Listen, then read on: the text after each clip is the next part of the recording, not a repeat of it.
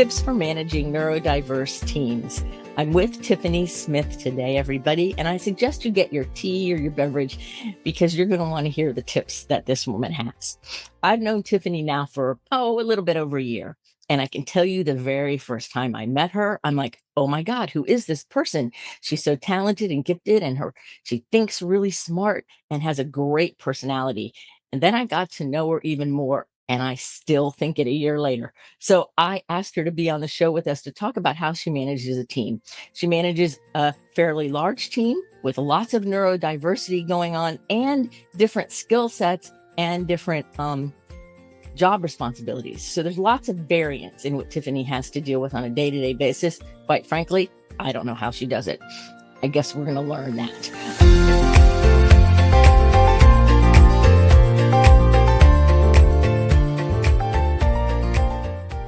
So I want to welcome Tiffany onto the show, and then we're going to dive into how to manage these neurodiverse teams. So Tiffany, welcome to Someone Gets Me, and thank you for taking the time out of your day to be with us. Hi, of course. Little nervous, little excited. Oh, and that's totally fine because nervousness and excitement are the same biophysically. So we're good. What I would love to start out with, while everybody's getting their tea and coffee and settling down, because we have to listen. What started you in the field of wanting to serve other people and the help? Well, How did it get started? it was kind of random. Anybody that knows me knows I'm into the whole true crime, forensic type thing. And so I originally started out going down one path of wanting to do forensic odontology, completely off topic. And then I just kind of ended up going into got my associates in criminal justice. And then from there, worked for a couple of police departments, decided to go back for psychology because then I really got into forensic psychology. And then once I got my degree in psychology, I thought, okay, now's the time to step into the counseling field to learn more, about mental health, substance abuse, kind of what triggers criminals to kind of do what they do from a different standpoint. And so I started working in the field that we're in now, and that's where I've stayed since then. So are you going to go back in and pursue more of the forensic psychology kind of things? I've thought about it heavily. It's definitely on my mind. I've looked into it. Where I got my undergraduate from was Liberty University, and they do offer a master's degree in forensic psychology. So we'll see. Oh, that's great. See, I would have loved it. My niece studied forensic psychology. I'm so old. They didn't have a forensic psychology plan then. Same thing with neuroscience that we all know I love so much. Those weren't offered to me, or I probably would have done them. So I did behavioral psych, which is the closest we could get to it. And so I'm always fascinated by people who are fascinated with forensics, if that makes sense. So I think that's really fun.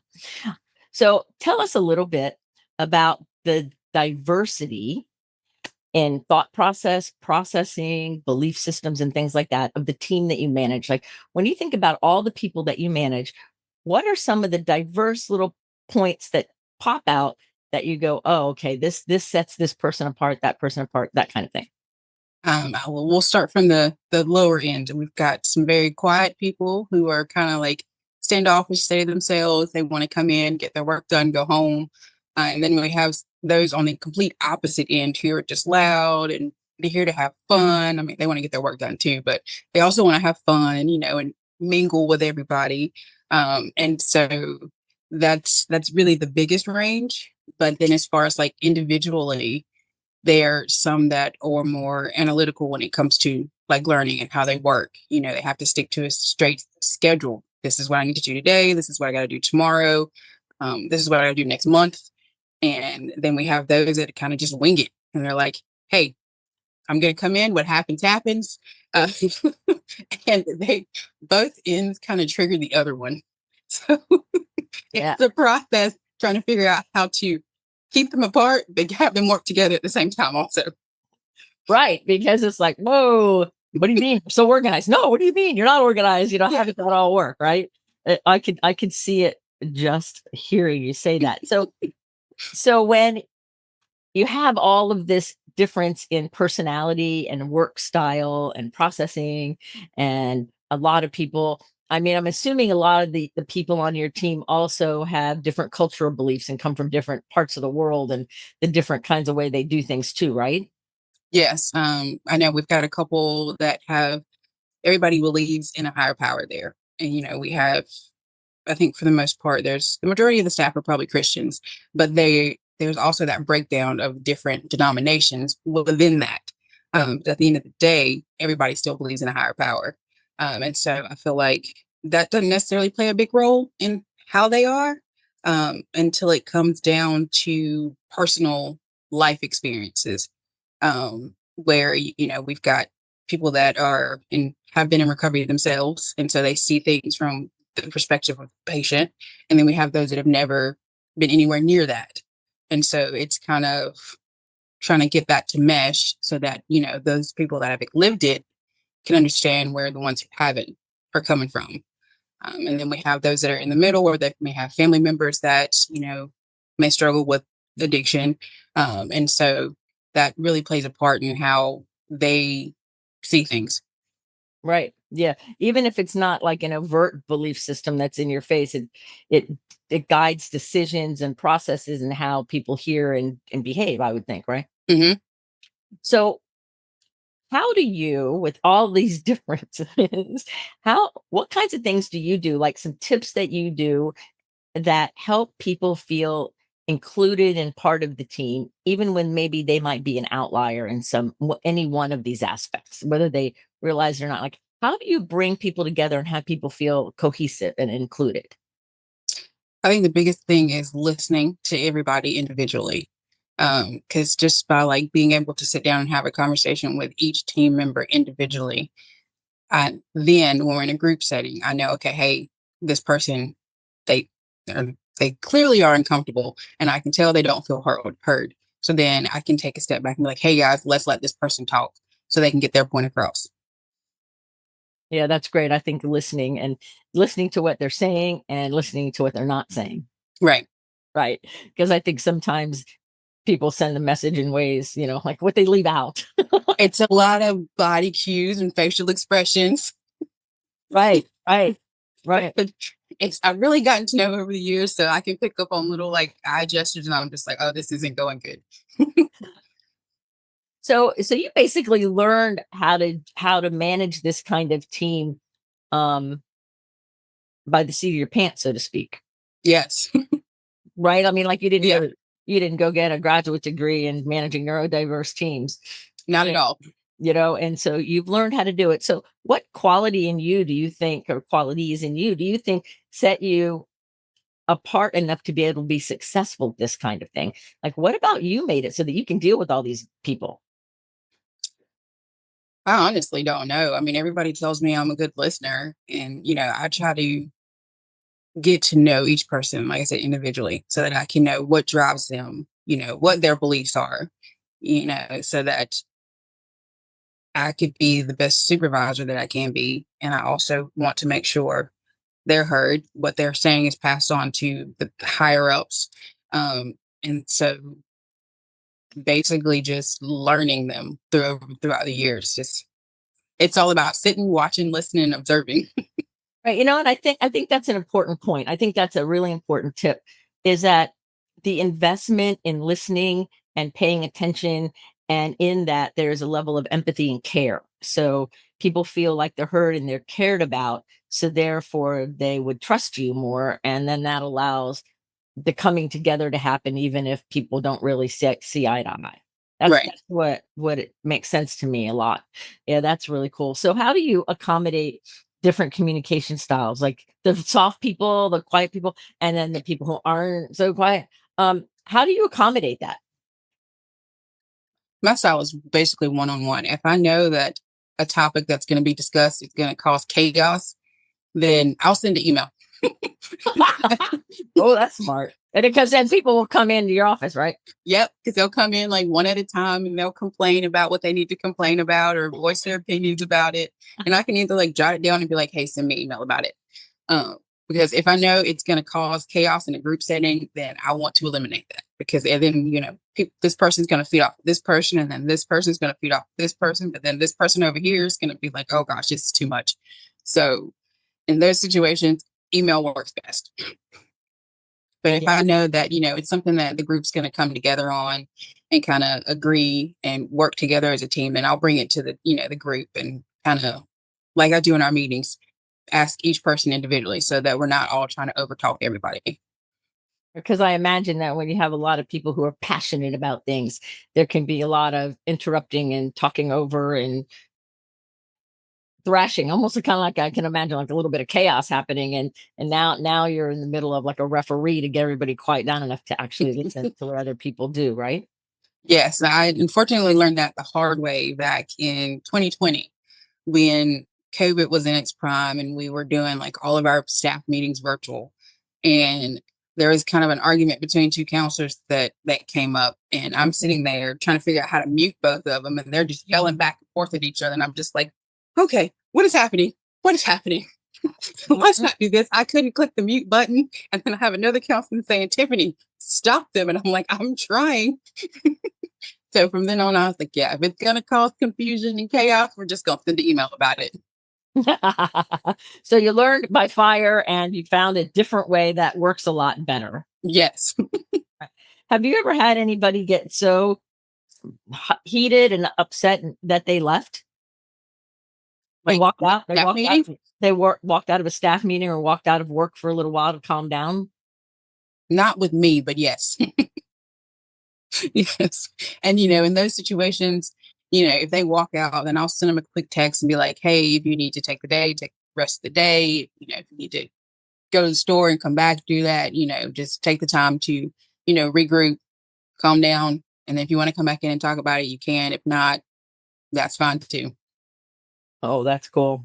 And I think that level of being heard and understood and cared about is one of the things that's so important, especially with neurodiverse people, because they tend to be very sensitive and um, have a lot of empathy and very intense at the same time, Mm-hmm. right? Which you have all those things too, right? Um, and so they're mirroring it back to you on some level. So, how do you handle conflict with them? Like if there's conflict between different parts of people of your team or maybe even different areas or whatever, what are some good ways? Because everybody asks me all the time, interview somebody who can help with how do we handle conflict, because neurodiverse people don't do it the way other people do it. Yeah.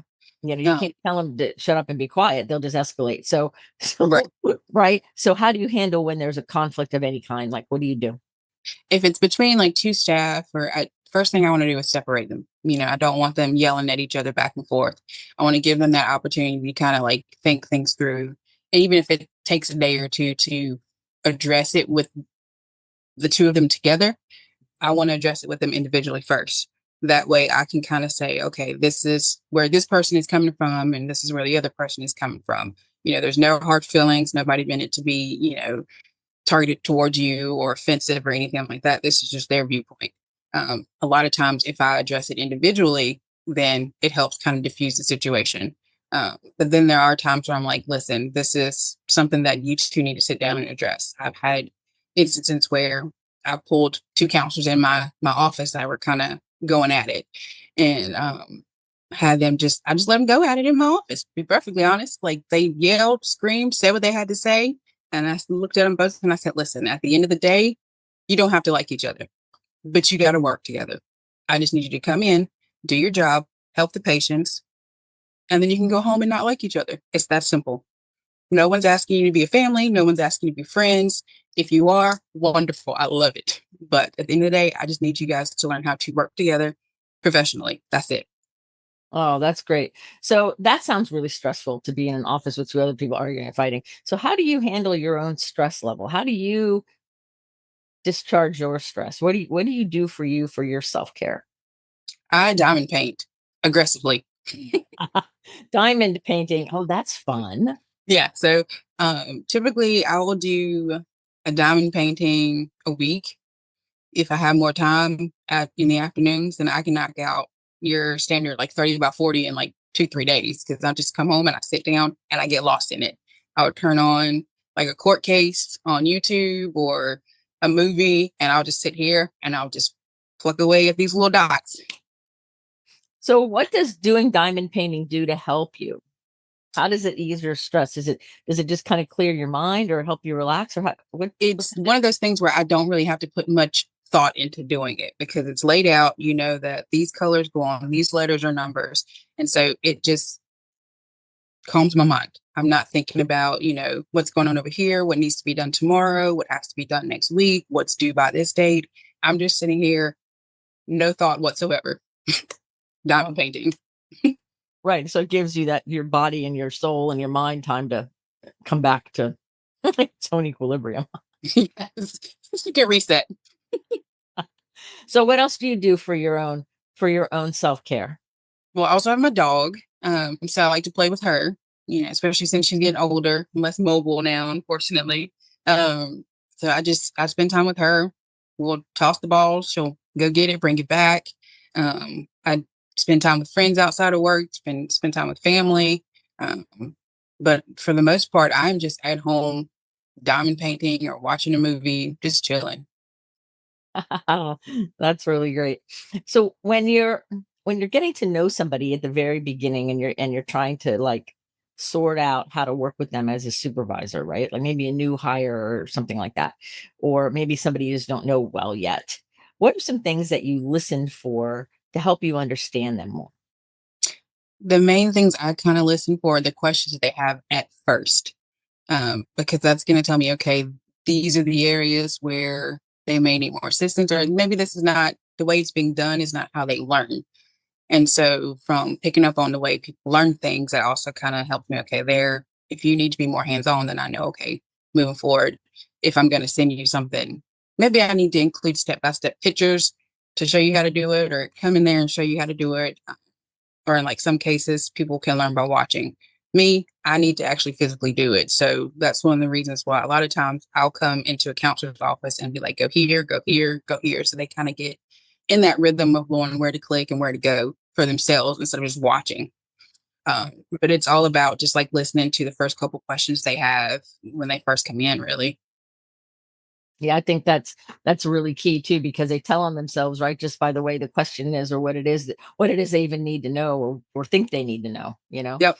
that kind of thing. I also like to see who they gravitate towards more that's already there.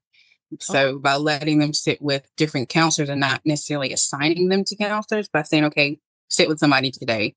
If I notice they're going to sit with this one person consistently, I'm going to be like, okay, that's more of the kind of personality that they have. So I know how to address them moving forward. kind of like the halo effect. I know this other person, so and you're drawn to them, so there's a little bit of commonality here. Yep. Yeah, oh my God, that's genius. That's really amazing. So, a couple other questions that are coming to mind that I think are really fun.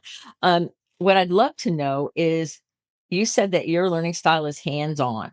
Hmm. You like to learn, you do because you like to do those kinds of things. What are things that you would like to learn that you haven't learned yet? Like if you were going to pick something new to learn about that you don't know anything about yet, what are some things that kind of pique your interest? It's definitely here recently. I've been big into watching body language experts. I know it still goes along with forensics, but I've been like watching a lot of body language experts on YouTube, like talk about, they've been analyzing Gypsy Rose or, other criminals in the past based off of interviews. Um, so I would really like to study more of that. But then when it comes to like crafts and stuff, I've always had an interest in like DIY remodeling. I don't have a house, so I don't really have anything to remodel. Um, but I would love to maybe one day in the long future remodel a house, like just going in, laying floors, doing the backsplash, just all that stuff right there. Oh, that would be really fun. Yeah. Doing that. I laid all the tile in my second home in Florida, and everybody's like, "You're crazy." I'm like, "No, this is fun. I'm loving it. I loved every minute." Yeah. And it looked really good, and I was really proud of myself. And it was fun to do. It was not just the outcome; it was the whole process. I really enjoyed that. Hmm. I think that's really fun. So, what kinds of things do you enjoy doing that are, might we say, different than the other people that you work with? Staying at home. Well, because maybe most of the people go out more, right? Yes, they on the weekends they're like, I've got this plan, this plan, this plan. I'm like, I'm just gonna stay at home and do nothing. Like my vacation time coming up, people are like, where are you going? Nowhere. I'm staying at home. Yeah. And Because so that's a big difference that you're grounded a lot differently than a lot of the people around you. yes, I have to. Because at the end of the week, like from dealing with all the staff and then all the patients, just constantly bombarding me. It's kind of like, okay, I just need to not be around people. Yes, and for reference here, Tiffany has a staff of what, 30 or 40 people underneath you, somewhere in there, 20, 30, somewhere in there. It's fully staffed, 10 counselors, 6 nurses, 2 nurse practitioners, and 1 medical director, one currently 2 admins, and then one when we have one security. Right. So that's around 20 people. Yeah. A little more. And then Tiffany's also in the middle of all of that with all the different viewpoints and over 400 patients to take care of. And it's, addiction is a life-threatening disease. And so there's a lot to it underneath it all because there's a lot of responsibility. And then Tiffany's also responsible for managing all of this, plus interacting with upper management and making sure that the program, as a program director, runs smoothly. So, what is a really great story that you have? Because I know there's probably hundreds, but what's a story that pops in your mind that would give the listener an idea of what your day is like? Like, what do you have, something that you've had to deal with that demonstrates the fact that there's a lot of diversity in the world and it's a good thing you've learned how to manage it?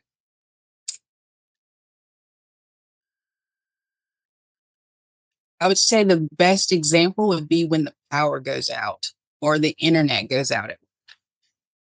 Because power goes out, everybody has to come to the lobby and sit because most of the offices don't have windows, so they're pitch black.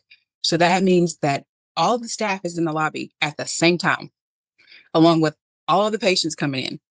And so then you have to kind of have some staff outside letting patients know, hey, we have no power. If you're using a card, you got to go get cash.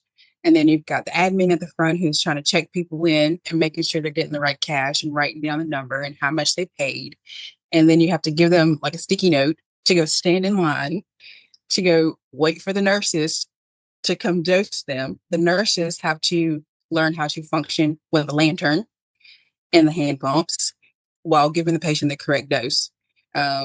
And so there's some nurses that do better on the electric pump, some do better on the hand pumps, some that handle chaos a little bit better, some that add to the chaos. Right. Right. And then you're going to have those in the lobby that are mad because, they had 10 patients stop today and they are getting ready to go on vacation. Or, you have somebody that may come in impaired, so you have to stop and deal with that as well. So that would be probably the best example of having everybody together, all the personalities all at once. Right. And so you get to really see all the diversity in processing and ways of being and how people respond under stress, both patients and staff. Yes. Oh, that's amazing. So is there anything you wanted to talk about today that I have not asked you about? So, not necessarily from my standpoint, as far as like neurodivergency, I am not familiar with that at all. So when you first brought this up to me, I was like, what is that? What does that mean? Could you tell me a little bit more about that? To be neurodivergent means that somebody's brain is developing in a different way than the norm. And so it's typically the phrase used for people who are on the autism spectrum, have really severe ADHD, things like that. I personally believe that everybody is neurodiverse because no two of us are made the same neurologically.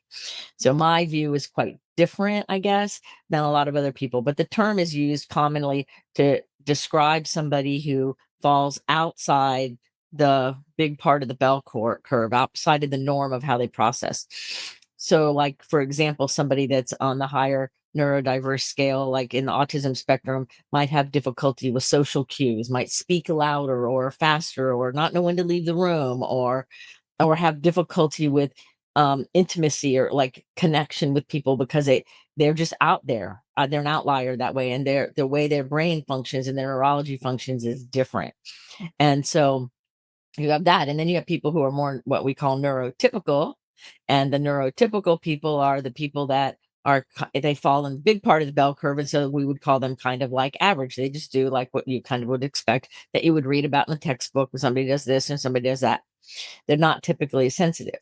And so, like what you've taught me about you is that you have a flavor of neurodiversity because you have very strong empathy. You can see and know things that other people can't see and know. And you have a way of being able to kind of feel into a situation or a person, which is that listening part of you, right? That allows you to have a non-normal and non-typical way of handling something. And so that would be neurodivergent by my definition. Okay. And I'm much more liberal than others because I really think it's important. Like, I would term you as a multi-potentialite as well, which is somebody who's got multiple interests in lots of things and is good at them. Not like the jack of all trades. Like I like a lot of stuff, but I don't know how to do them. But like you love art and you love crafts and you love creating things and you like being around people and you like socializing and you love your dog and we can go on and on and on. And that's what we term a multi-potentialite, which is somebody who likes lots of things and is very good at them. And then you see the strategist person who does one thing, that's what they're good at, and don't make them come off that railroad track and they're fine. But do not put them over here because they won't be able to do it. And we need both on all the teams. Like all of these pieces are, I believe, very important on a team.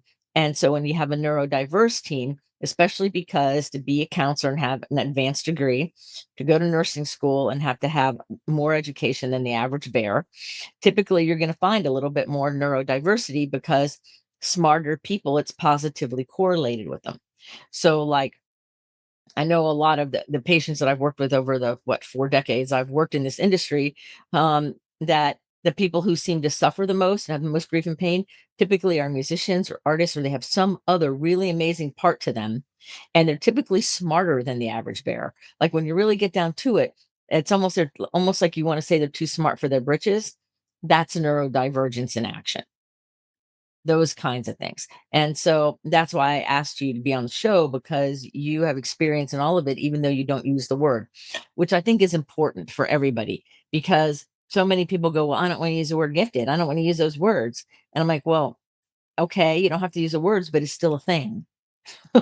Use whatever word you want to, it's a thing. The overexcitability. Talk to us a little bit about your response to weird textures of food. Oh no. Mm-mm. One thing I can do is soggy bread. Absolutely not. Cannot. Right. And there's lots of other food related things that are texture related that will send you over, right? Well, Yep. that is what in the gifted world we call that an overexcitability, essential overexcitability. The senses get wonky, it's too intense. And that's a sign of a gifted person, that only gifted people have those things. And so, and gifted means a higher IQ and a higher connection, and fast thinking and that kind of thing. And if you think about your sensitivity level on things, like what happens if somebody comes in your office and they're crying? Well, the first thing I'm going to come and do is sit down. Right. That's it. And Shut the door. Have a seat. What's going on? and so do you have an emotional response? The first thing is to try to figure out what's going on. What is causing them to feel this way is my first response. And then, once I listen to them, then it's, what can I do on my end to kind of help them or kind of ease the situation. If I can't, then I'm definitely gonna, be there to provide suggestions of things they can do once they leave. Um, just I call them the basics, but that's how I handle it. Right, there are basics for you, but maybe not for other people. But Yeah. see, if you have a level of compassion and a level of care, it's not just all in your head.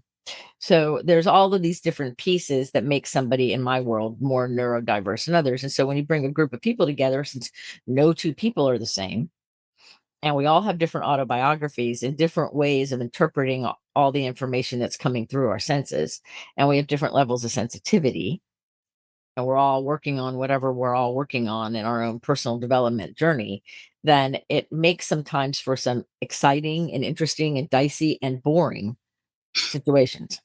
It's all of those. The answer is yes. So I think that part of your natural ability is that ability to handle neurodiverse people in a way that's respectful and honorable and caring, yet very good, clear boundaries. You do not have squishy boundaries, not since I've known you. And I think that's important, the clear boundaries, That's another one I had to learn coming into this. I took the position back in 2020, went from, counselor, having my sessions all month, every day. And they're like, hey, you want to apply for this position? And I was thinking, not really. Mm-mm. But I mean, I will. And then got the position and I'm like, what do I do now? What do I do? And it was really, I would say, more challenging then to manage the staff because there were people that I'd worked alongside.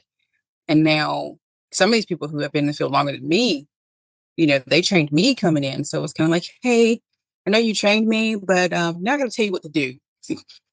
So it was learning to adjust to that. And kind of, for me, it was a fake it till you make it type situation where it'd be like, okay, I'm sweating bullets over here, but I got to go tell this person you did this wrong and I need you to fix it now.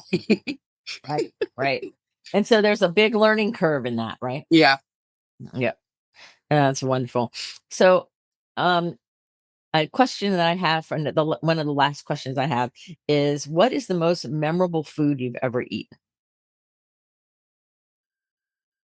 Mango guava cheesecake Ooh. but without the almonds. There's a Vietnamese place in Greensboro that me and my best friend used to go to at least once a week, back when I was at Guilford Tech. And we would go there every week and get pho and mango guava cheesecake. It was to the point where we would call and they'd be like, no cheesecake today. But it was like the graham cracker crumbs, and then it was like a layer of a mango cheesecake topped with like a guava mousse, and they would put like almonds on top and like drizzle some caramel, however you say it, on it. But I don't like nuts in my food, so no almonds on top. But it was, to this day, I've never had a cheesecake that good, and I'm pretty sure it was frozen, but it was still good. Wow, that sounds really good. That sounds really good. And so you just kind of told on yourself with the sensory overexcitability with, no, I can't do almonds in my food. I'm just pointing that out. All right. So your final question, and you've been so patient with me and you've given so many valuable tips. I so appreciate it.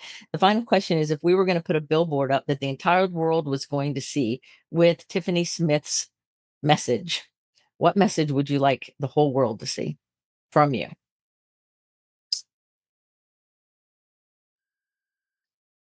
Mm, the thing that I try to remind staff and myself, and pretty much everybody, that I come in contact with, is to never look down on somebody else, because you never know when you could be in their position. It could happen in a split second. So you never want to kind of treat anybody beneath you, because that could be you. That's a very, very good one. Never treat anybody like they're beneath you. I love it. Well, I want to thank you very much for being on Someone Gets Me with me today and humoring all of my questions and all of my curiosities and being so open and honest. And I'm sure everything you said was really helpful to all of the listeners in all the 72 countries that we're in. So thank you, Tiffany, for being on the show. Thank you for having me. It was been so much fun. So remember, everybody, to put your face to the sun so the shadows fall behind you, because you're a rock star. You're here on purpose with a mighty purpose. So go out there and listen to what Tiffany says. Whatever you do, don't treat people like they're beneath you. And have a really great rest of your day. And until the next episode of Someone Gets Me, be well.